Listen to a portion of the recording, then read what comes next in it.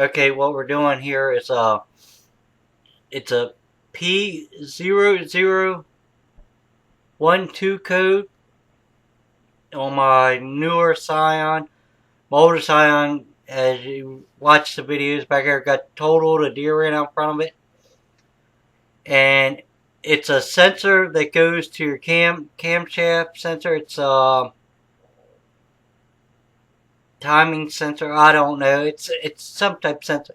It threw a code. So what we're gonna do, I'm gonna show you with simple tools, not taking hardly anything off, how to change it out. Uh, Halfway through the video, you will get sound because this was my new video camera and I didn't know you had to turn. I forgot to turn the mic on. So where I'm pointing at right here is where the sensor is. The only thing I'm going to use is a 10 millimeter and a 12 millimeter wrench. That's all you really need to change this. And well, later on you'll see me with a pair of channel locks to grab a hold of the sensor and jiggle a little bit because it got tightened in there.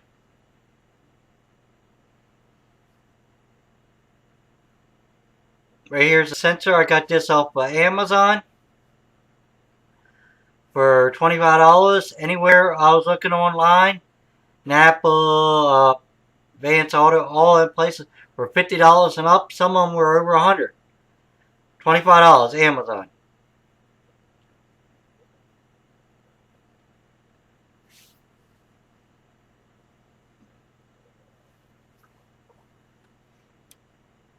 You see me here trying to talk to you and tell you what's going on, but I forgot to turn the mic on. So we'll get this camera figured out, but it makes great videos.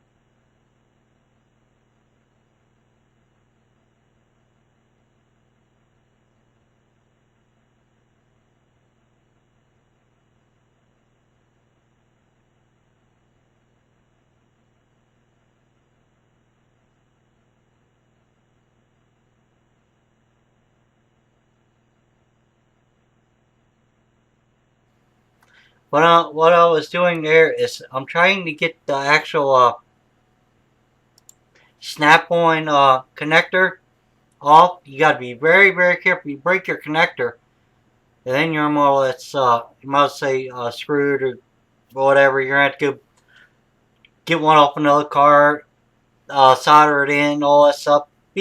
Whatever you do, just be careful taking your connector apart, because you're going to snap that onto your new uh, sensor.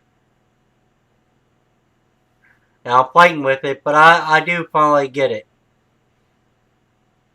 I got it off there, and you see me trying to reach and to see if I could get the sensor loose. I believe I did this video over a week ago.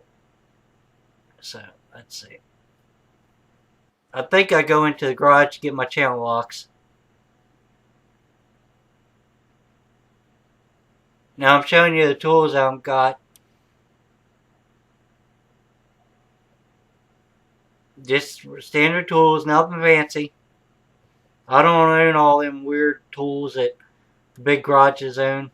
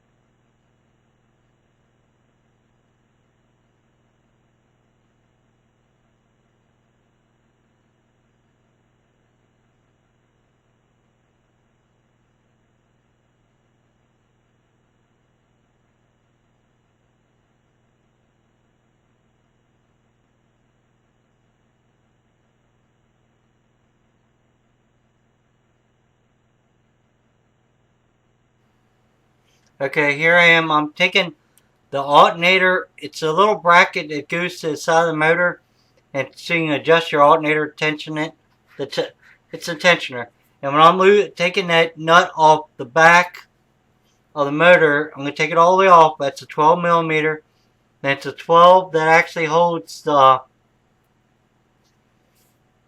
piece for the alternator. And I'm going to loosen that up enough where I can take it apart and actually slide that bracket forwards. So I'm not taking the alternator, I'm taking nothing off. A lot of people try to take the alternator off, move all this stuff. You know, if you're careful, you don't need to. I need more hook to battery. Because I'm not unhooking no grounds, no hots, no nothing.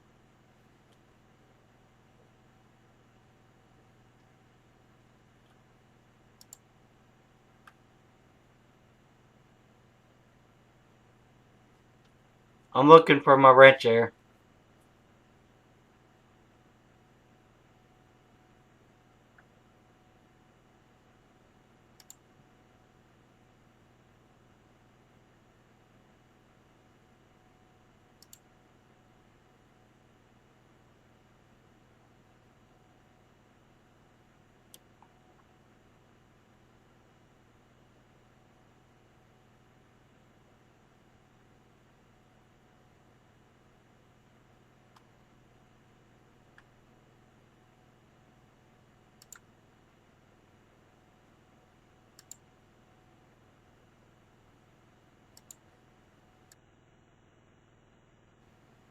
Here I'm talking about that magnet. I use that to get my wrench I dropped. I get them at Harbor Freight. Here I am loosening the front on the other side of the front of the alternator up. I'm going to loosen that nut up, or the bolt. Sorry about that, the bolt. The nut was on the back. I'm loosening it up enough where I can slide that bracket out off the back corner. You see it right there. Slide it. I'm pushing it forward right there. Everything's out of the way. Now, where my finger is pointing, it's a 10 millimeter bolt that I actually have to get out here.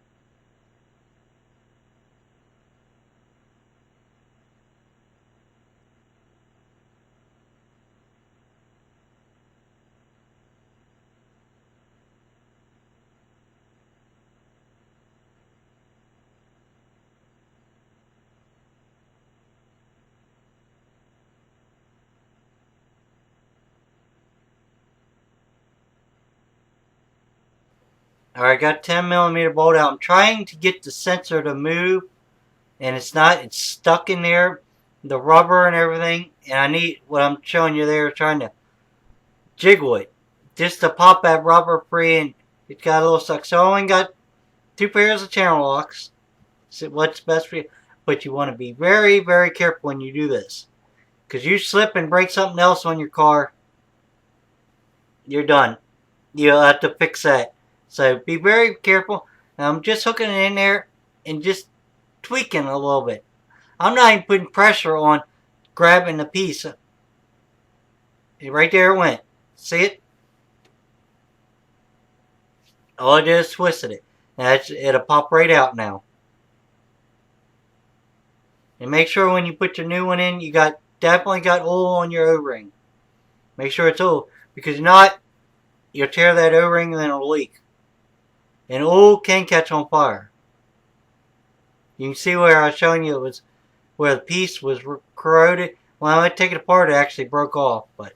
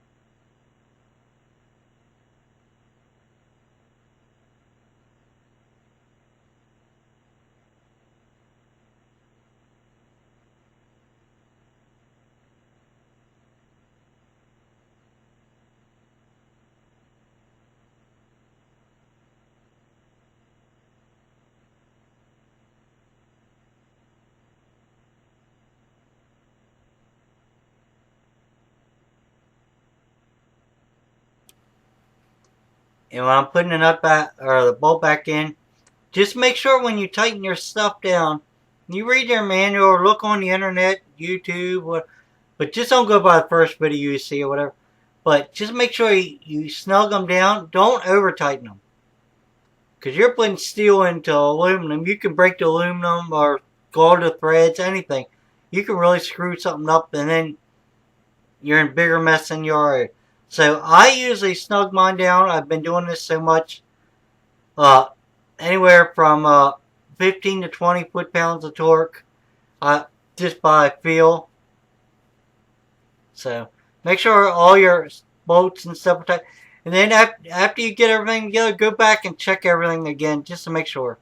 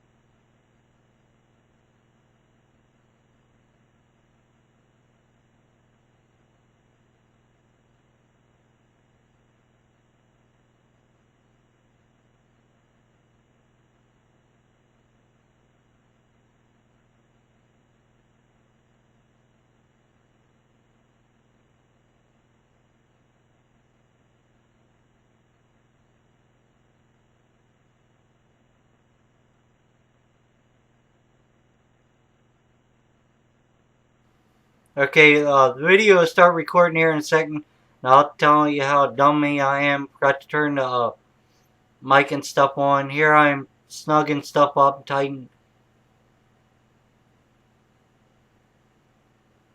Should come on any second. I could be wrong.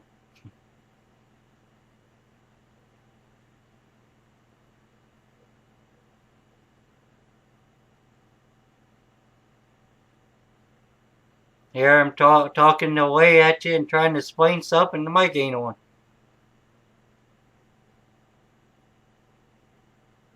I'm figuring it out right now.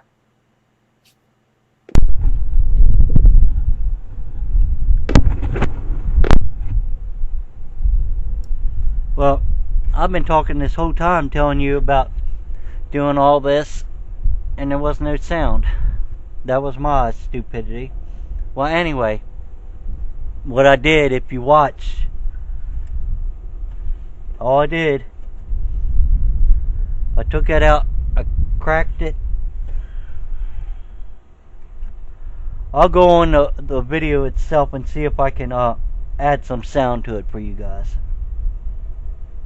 But you got sound now. I'm putting it back together. The alternator didn't move at all, so it's still got tension on it.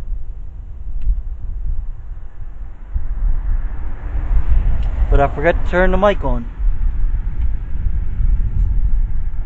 These two bolts here are 12s.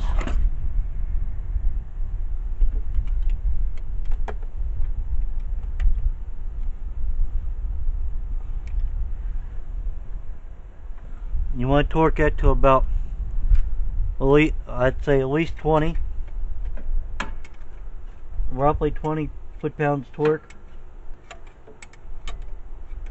I wouldn't torque it no more than that.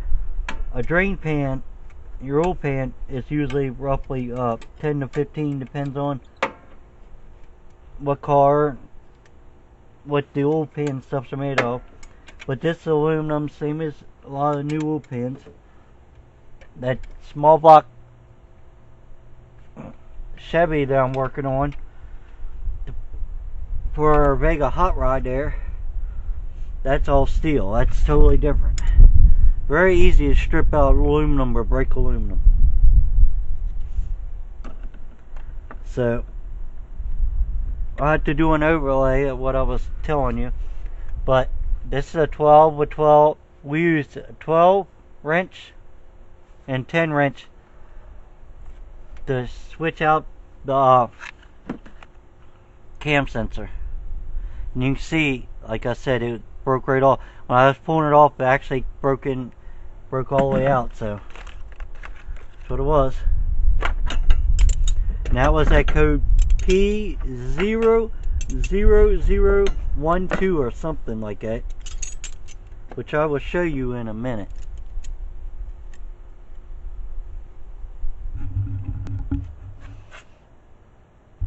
Okay, now what I'm going to do is I'm going to go get my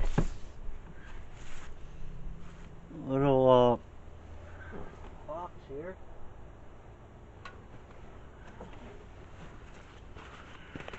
It's freezing out here, I'll tell you that.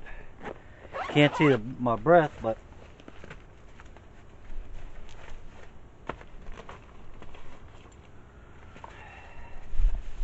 this is just a cheap Harbor Freight tool. And they're making better ones now.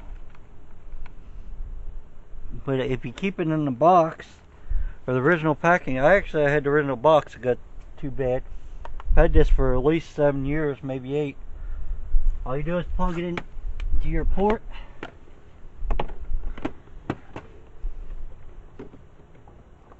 All ports are going to be different.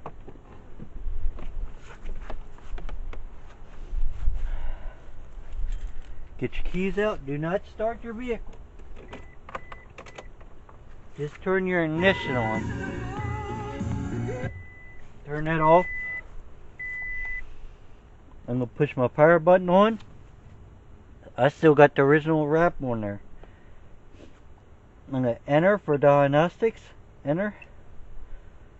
I'm going to let the machine run. See if it comes up with anything, which it might, because that code was on the motor. Some vehicles might take longer than others. Some vehicles might be like that. Now you can see the breath. It says it's done. It says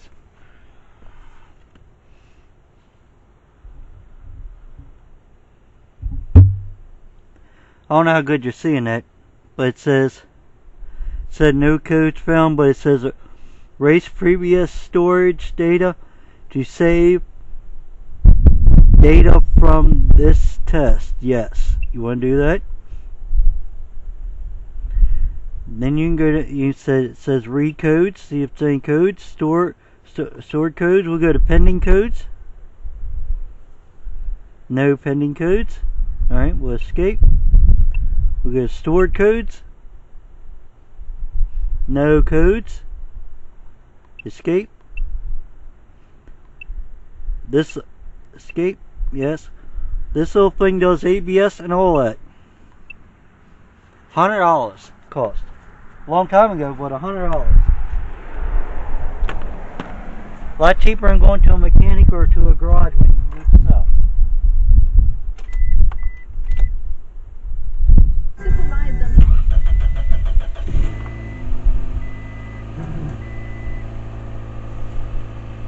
And I will show you. Let me turn this around.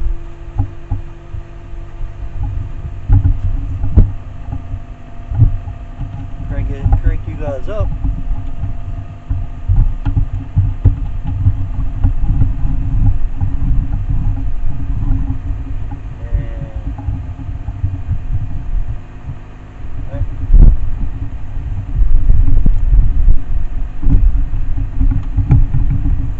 Still getting used to this tripod and this stuff, guys. Plus my hands are like ice cubes right now. No codes. It just says about the seatbelt because the car is running and I'll have my seatbelt on, and it says the door is open. I'm gonna let that run for a couple minutes. Wipe that code right out. That code actually can come up on this vehicle also, that if you haven't changed your oil in a long time, that sensor that we just changed is $25. A lot of places, like I told you, 50 to 100, depends on where you get it. If the oil's dirty, that thing will go.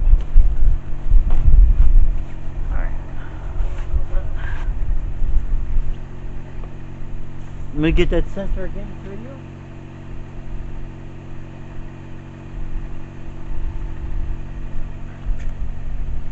Let me turn my camera so I can see. Zoom back out.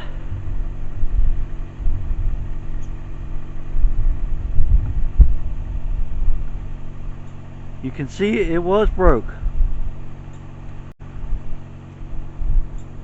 That should have been in something like that. It looks like it got corrosion. It got corrosion there over years, and plastic and everything just broke. So that's what happened. All right.